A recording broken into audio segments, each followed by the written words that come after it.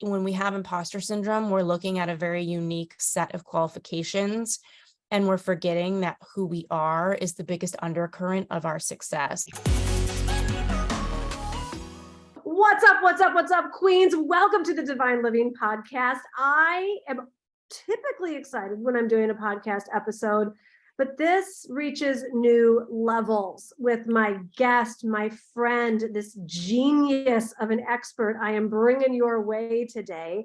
So for all of you speakers, authors, wannabe TED talkers, I have, we'll say it in her words, such a treat for you, with the one and only Ashley Stahl, who is a best-selling author, a just content creator, a viral TED speaker, and along with being one of my very best friends in the world and most trusted humans, her genius, care, love, and talent about desiring people's voices and stories to go mass scale and literally viral through the form of a TED Talk is a conversation I personally am really looking forward to having with her, and I know it will bless you incredibly. So Ashley, welcome back to the Divine Living Podcast.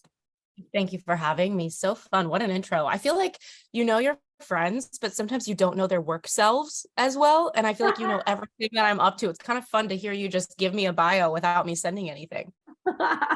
You know me, I'm not going to read anything from the script. I know. You're too fun for that. Too fun for the script. Right, but we're gonna get into actually talking about the power of scripts today. Yeah. So I want to back up the bus to give people some context. So Ashley and I, pre-COVID, because world and life did exist before then. She would take me to Soho House, West Hollywood. We were both working on books at the time. And what else were you working on at the time? I was working on my second TED Talk, and you were so powerful for me as being part of that, because I think having a friend or having somebody to brainstorm with is so huge with these sorts of things. I remember EDM disco music would be playing at the Soho House, and you somehow were more productive with that music, whereas I somehow needed to drown it out. But it was funny because as we were writing it, I remember telling you, this is going to go viral. And it wasn't coming from a place of ego. It was like, this is my best work. And this is everything I've learned in 18 minutes. I think this is going to do really well.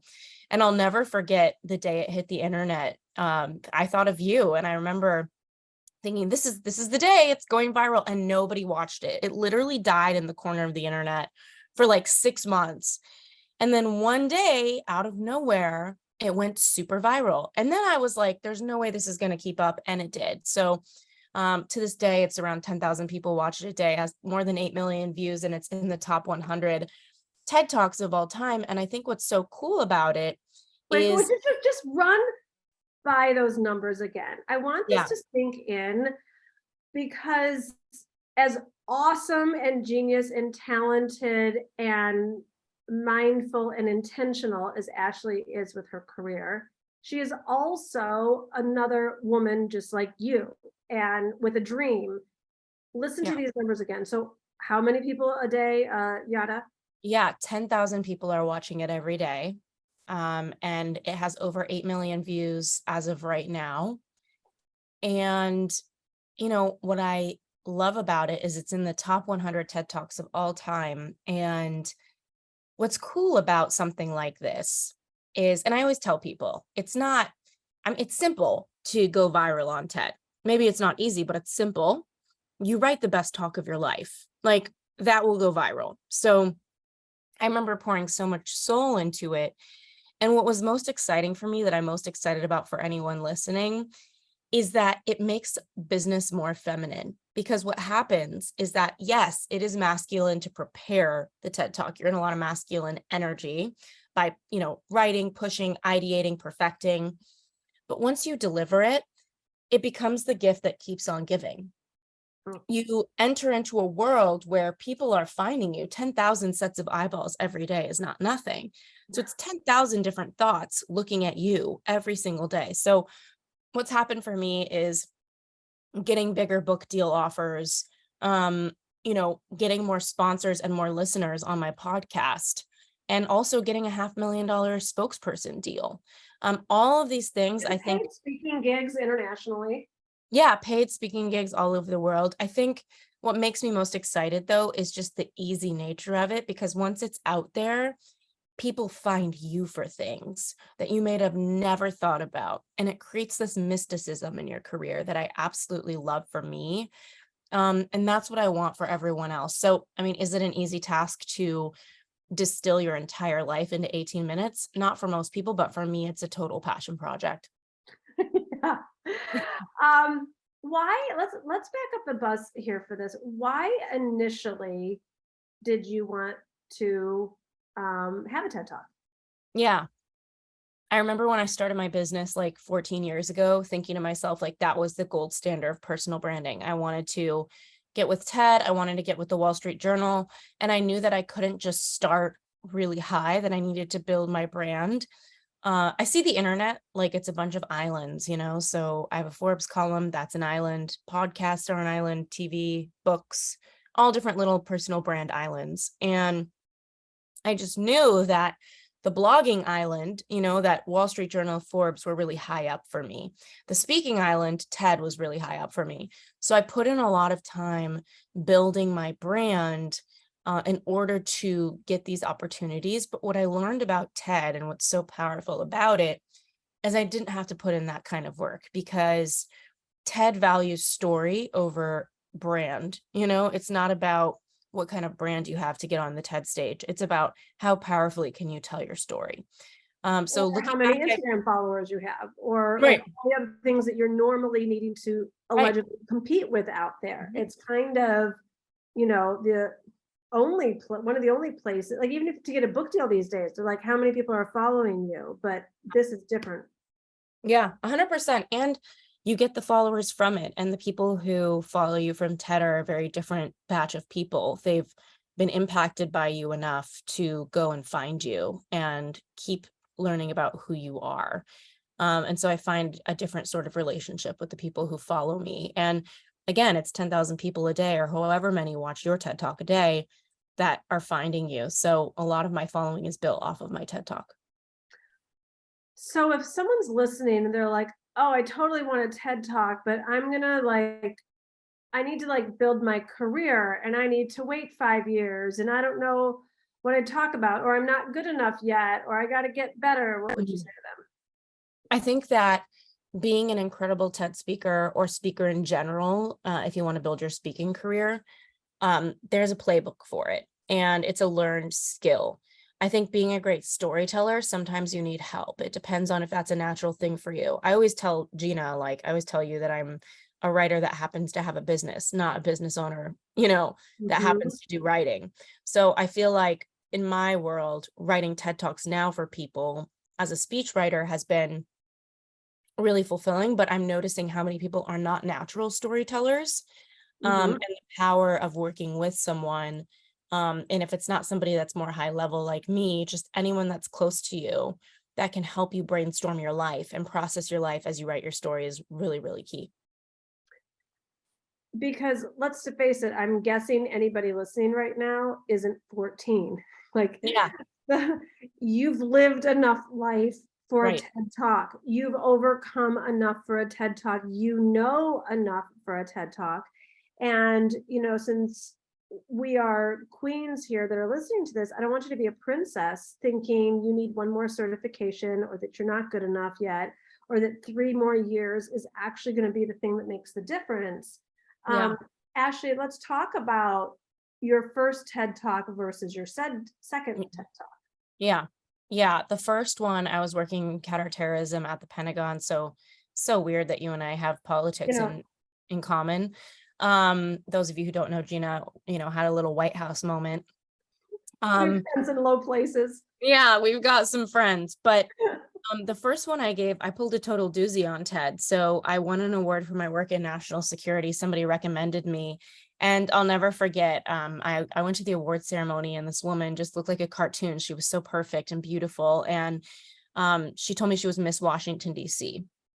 I was like, oh, and she's like, yeah, I spoke at the TEDx UN last week. And I just told her, wow, I'd love to do that someday. And this was like a year into my career.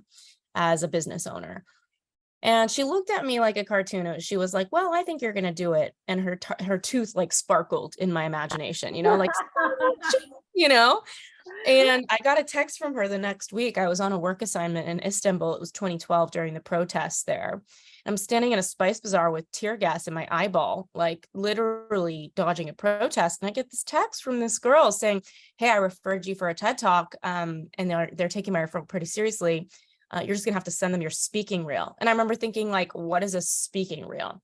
So I went and Googled speaking reel. I went back to my hotel that night and I actually propped my iPhone up against the bathroom counter in this Istanbul, like, not nice hotel, and pretended that this was going to be my speaking reel. I like made up a speech and submitted this iPhone video thinking to myself, like, there's no way they're going to take me. Like, what is this? And it felt like a miracle the whole time that when they finally accepted me. I worked on my talk. They wanted me to talk about national security, but I pulled a doozy on them and made it all about my business as a career coach, because I just started it and I was really excited about it. That being said, you can't be too promotional with TED. You have to really walk the line, which is something that I've really learned after writing people's TED Talks so many more times. But yeah, I'll never forget that talk. I went to Berkeley to give it. And all TEDx's are different size. They have different licenses. They're a license from the TED brand. So depending on how many years they've been doing TEDx, they might be a smaller event or a bigger event. This happened to be the biggest one that they have, which was at TEDx Berkeley. So it was 4,000 people. And Guy Kawasaki, those of you who don't know him, he was an angel investor in Apple. And just for anyone kind of like sweating bullets right now, like your first TED Talk doesn't have to roll out in front of 4,000 people. But, it's the way Ashley rolls. So keep going. I know. I'm like, don't try that at home like that. It worked out for me. And so one thing that Gina and I will get into is I've been writing and booking people on the TED stage, and most of the people we're booking, it's like 100 people at their TED Talk, and it still feels like a lot, but they're so well prepared and it's all prep. But yeah, Guy Kawasaki walks on stage and I just remember the audience was like roaring with laughter. Like he had it dialed in. I mean, this guy has been speaking forever. So I remember this one moment. I had my my speech written in my back pocket because I was like, worst case, I will pull it out. And yeah, and I didn't, it was just folded there like for mental comfort, And I remember when he was walking off stage, I forgot all my words, like right when it was about to be my turn. And I was on the side of the stage and they were introducing me and I opened up my speech and I just saw the first word and I put it back in my pocket and that got me rolling.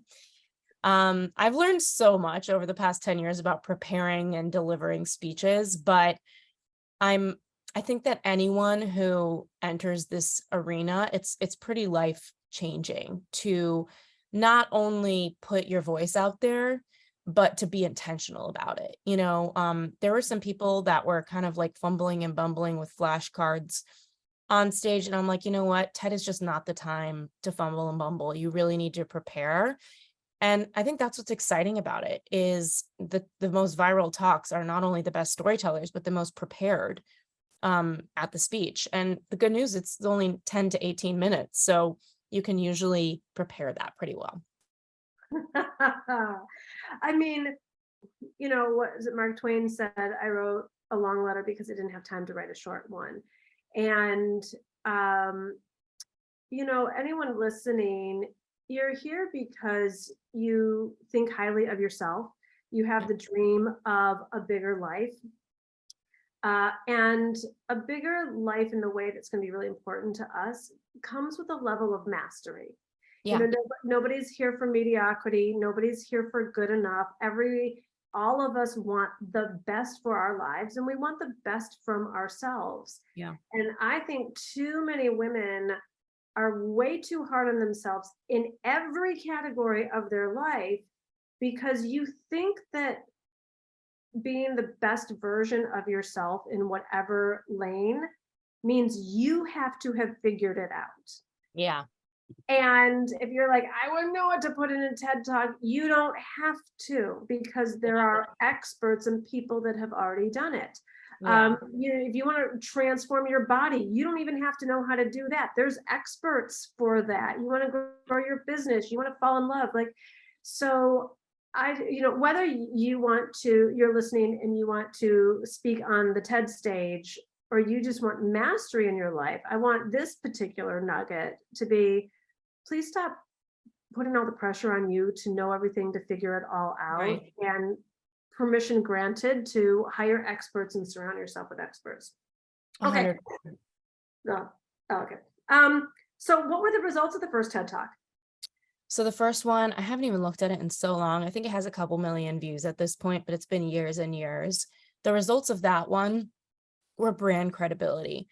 So that one didn't go as viral as this most recent one, but what I got from it was a lot more speaking engagements. I got taken seriously. It kind of gave me a seat at the table and allowed me to identify as a speaker in a different way.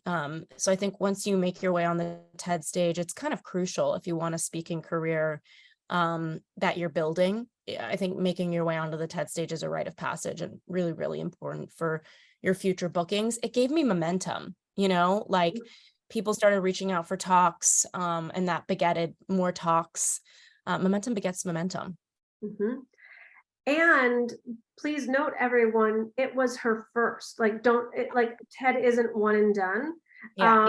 And like life too, your book deal doesn't have to be one and done. Some people come out of the gates and have their first TED Talk goes viral, and their first book hits the top of the New York Times.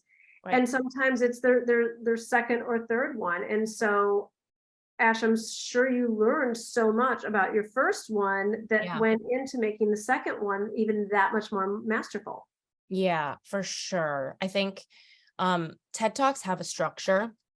And if you look at either of my TED Talks, the opener has to be incredibly attention grabbing. So the first TED Talk talks about my life in spying and the Pentagon and counter-terrorism. I wake people up out of their iPhones if they're sitting in the audience distracted right away. Same thing with the second TED Talk that you and I were at Soho House while I was writing. That one talks about my dad getting a phone call and somebody having threatened that they had kidnapped me. So both of these talks open up in an intentional, attention-grabbing way. A couple other things right off of the bat that I think anybody can think about with or without help is titles. Titles matter in a big way. Titles are what get you the click. The content is what gets you people to watch and stay. And it gets it viral. Like, titles alone don't always go viral. It really has to have good content to back it. So that has to do with SEO and the fact that we live in a world with ChatGPT. If you're thinking about certain titles, you can literally just open up ChatGPT if you have access to it in whatever country you're in, and ask it, hey, I want to give a TED Talk. Here's a couple concepts. What are some great titles that you would recommend that are SEO backed?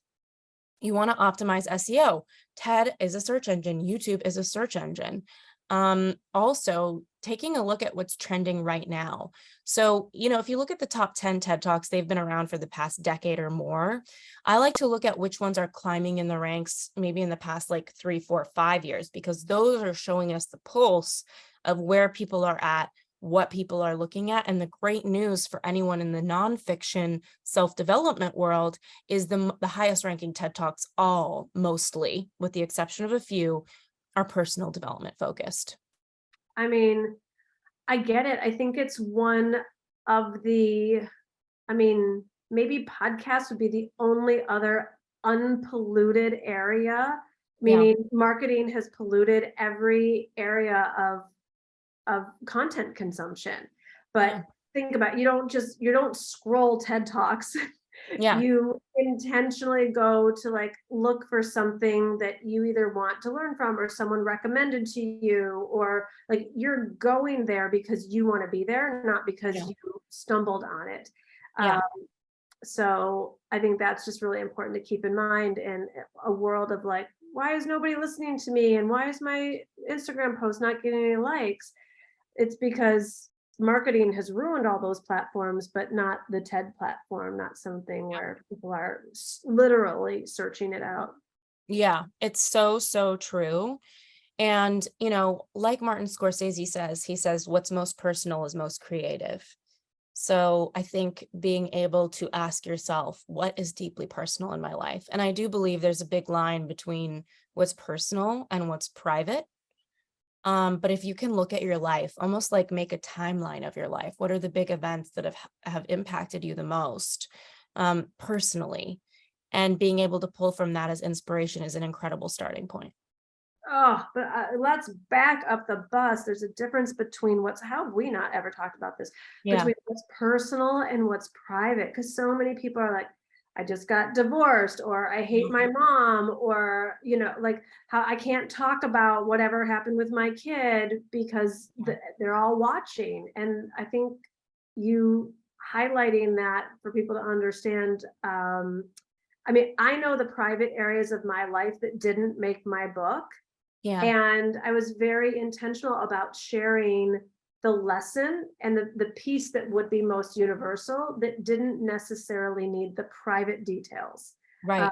But then there's plenty of my life and yours and in TED Talks that you will share that is personal, which is exciting. And that's what makes you unique.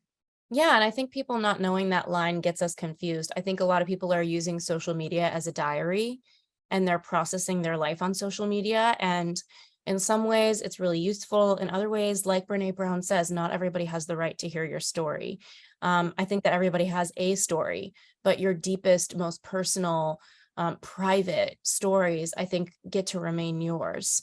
But being able to hop on the TED stage or any stage, if you want to be building your career as a speaker, I think doing that timeline of looking at your life and really asking, well, what feels private about this and what's personal? How can I share this through a personal lens? Is there anything that, like, if there's someone that's like, I'd like to do that, that's nice, but I'm not good enough and there's no way. I think, the self-doubt stopping place. Yeah. What do you have to say to that person? Yeah, I think imposter syndrome is so everywhere. And as a career coach and having coached people for years on how to make career changes and stuff like that, this comes up all the time. I think the thing to remember is it's kind of like that Picasso anecdote. Have you read that anecdote about him scribbling on a napkin, Gina? Like, it's this like funny little story where Picasso scribbles on a napkin at a restaurant in Paris. And this guy walks up to him and is like, oh my gosh, it's Picasso. I want to ask if I could buy the napkin. I'll frame it in my apartment. And he goes, hey, can I buy that napkin from you?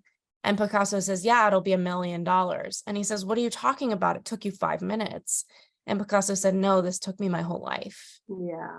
And I think that when we have imposter syndrome, we're looking at a very unique set of qualifications, and we're forgetting that who we are is the biggest undercurrent of our success. Our natural talents, our natural gifts is the foundation, is the context that holds all of the trainings and all of the extra things we do. So I think first and foremost, it's really knowing what is your gift and how can you show up and really demonstrate that, because everybody has something different. And everybody has something. That's the other thing. Do not think that you are so special that everyone in the world has a thing, a story, a gift, a talent, except you. Yeah. And sometimes we are the last to know. Yeah. If we grew up in an environment where we weren't seen and our gifts and talents weren't reflected back to us, or who we naturally were was sort of illegal within your own family dynamic system. I get that. And that's also why we work with experts to pull out. I know when I'm working with my own coaching clients, like I can see things that they can't. When I work with my coaches, they see things that I can't. And so I just could not feel better about anyone wanting to enter the TED stage to find out what Ashley is offering in a way that you will be guided and held and cared for and challenged. By the way, she's no cosmic cheerleader. There's no problem. Letting you honestly know where something needs to get better. And that's part of what is so safe actually about Ashley, because you're not going to sit there and wonder, like, is this great? Or is she just saying it? She is not the salesperson at Nordstrom. Yeah. You look great in that. She'll just be like, try again. Yeah, I will. Yeah, it's so true. Ashley, share with people what you have going on and just what you are legit obsessed with right now. Yeah, I haven't even had time to update you, but we've been really busy with this. So lately I have created an offer on how to book, write, and deliver the best TED Talk of your life. So Boom, say it again for the I round of know, people in book, the write, back. and deliver the best talk of your life. So what's really exciting about this is that we are working with all sorts of different people. We're writing their TED Talk with them or for them, depending on what they need. And the person that I am partnering with in creating this offer, she has booked 39 out of 40 of the talks that we've written in the past year. Boom. So really high success rate getting you on the TED stage with the talks that we write. And I would love to hear from anybody about it. I'm at ashleystahl.com/talk is the application. ASHLEYSTAHL.com/talk. And we'll have, of course, we'll have her 2 TED Talks in show notes, and we'll have her application there as well. And what's involved in the application? So we just want to hear a little bit about, the basics, best way to contact you, but why do you want to give a TED Talk? Why does it matter for you? We always like to keep in mind what your goal is. That's something that we pepper throughout your speech to get results from the TED Talk that are beyond just it showing up on YouTube. Do you want clients? Do you want a book deal? All that kind of stuff. So what results you would want to see from it in your career? I got a $500,000 spokesperson contract through my TED Talk. So what is it that you really want to manifest in your work, in your business, and in your personal life? Do you have any inkling on how your speech would look? And what's kept you from booking and writing one so far? We want to understand where you feel like there's a block. And have you ever been selected to speak anywhere? Do you have any examples? And it's okay if you don't. And most importantly, let us know that you found out about us from Gina, because I want to honor giving anyone who hears this $3,000 off. All you have to do on the application is say that you listen to Gina's podcast. And as long as you reach out within 2 weeks of this episode coming out, I want to make sure that we gift you that discount. Awesome. So fill out the application. You have nothing to lose on that. And Ashley, walk people through the process. Like if they're selected to work with you, how are they held? What does it look like? What's the experience? Yeah, I love this question so much because it's a pretty deep dive. So we usually will do at least 1 or 2 Zoom meetings together. It usually amounts to like a full day worth of time, 4 to 8 hours worth of time. And I'm pulling your story out of you. I'm working with you to just understand what your life has looked like, what your message is, and really clarify that idea that is worth spreading for TED. What your message is. And then from there, we have a chief speechwriter. He's the head of the Department of USC Communications. So he works with us to polish the talk off, whether you want us to do it for you or you, want to do it with us. We have that support available. From there, once the talk draft is about 80% done, we hand it off to our booker, who she's a former TEDx curator. So she gets ready to pitch you. And we help you make a 1-minute video, and it's not fancy. It's just an iPhone video that we give you bullet points for. And we use that to start pitching our Rolodex of TEDx curators. Usually it takes 3 months for you to get your TED Talk booked. And then you have an option to fly to Palm Beach, Florida, and work with me for the half day to just prepare your delivery. I think having a well-written talk is one thing. Being able to deliver it, change your intonation of voice where you're standing on stage is a whole other thing. So we work on delivery together, and you also get a few coaching sessions in between just to spot you if you need anything while you're working on it all. Talk about full service. Yeah. Ashley, what's your style in helping people with their TED Talks? Spontaneous, extemporaneous speaking, or scripted?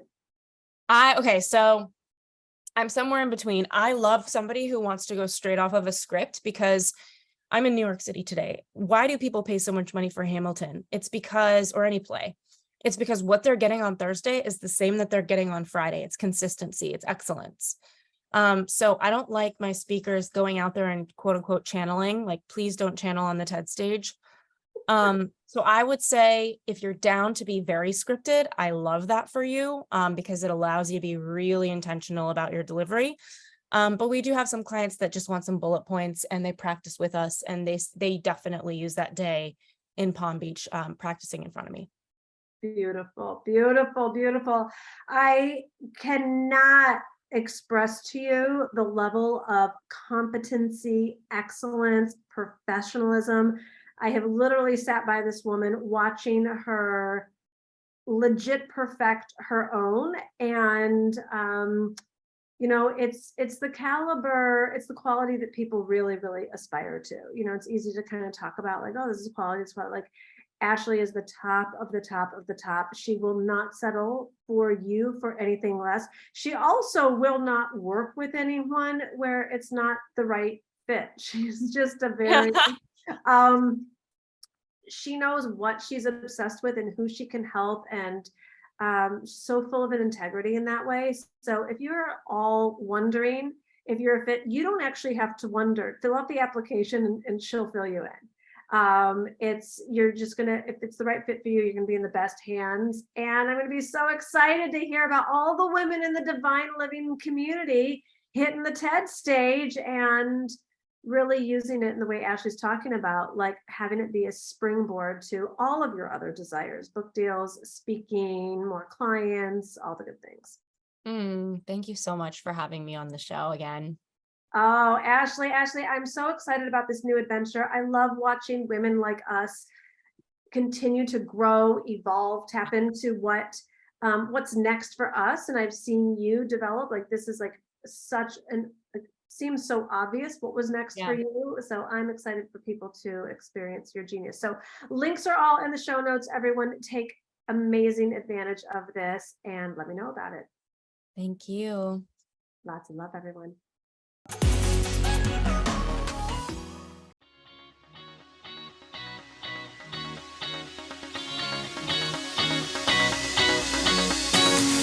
Oh my goodness, how much did you love this conversation? Please go ahead and take a screenshot of this episode right now. And I want you to tag me on Instagram and share with me what your biggest takeaway was. I love being in conversation with you, hearing from you, DM me. And I really love getting what is the one big takeaway that you got from this episode. Let me know on Instagram.